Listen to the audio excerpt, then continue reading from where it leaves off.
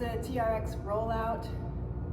This is going to be a nice, good anti-extension exercise. As you roll forward into your plank position, your core is having to resist the urge to extend through your body. So the whole goal is going to be to try to keep yourself turned on in the front and not allow yourself to arch through the back, which is hard to do the further you get out there.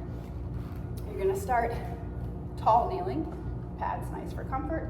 You're going to place your hands in the straps, and then you're going to keep your glutes nice and tucked, and you want to keep your abs on a lot. And then as you go forward, you're both extending at your hips and at your shoulders. So you're going to try to get into this fully extended position, and then you're going to press down into those straps and really use your core to draw those straps back to you.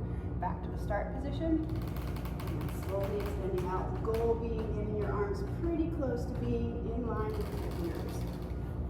It's a really challenging exercise for folks who haven't done it yet, so you're definitely going to want to start them out pushed much more forward.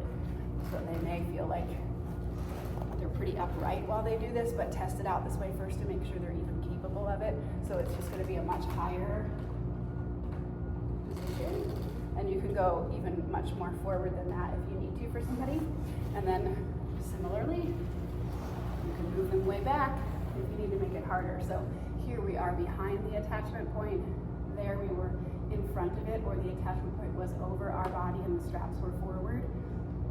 Here we're on the back side of it. This is going to allow somebody to get much closer to the floor, and much more straightened out, and give them a lot more challenge.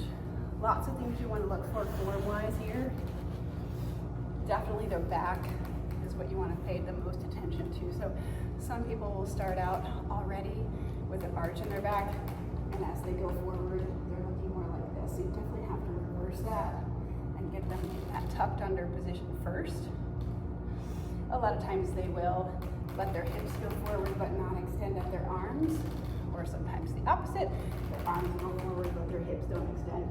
So you have to have this nice coordination between the two of them, where your hips are dropping and your arms are extending, so that you're fully straightened out in both at the same time.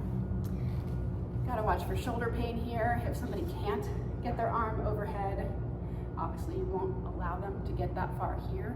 Just get as far as they can without discomfort on those, and then just play around with the forward and back position to see what feels best for them. Starting out much more forward will allow them to learn what that real experience is, what the exercise should feel like, and then slowly moving back over time to make it harder. Also, last piece to make it harder is that breathing.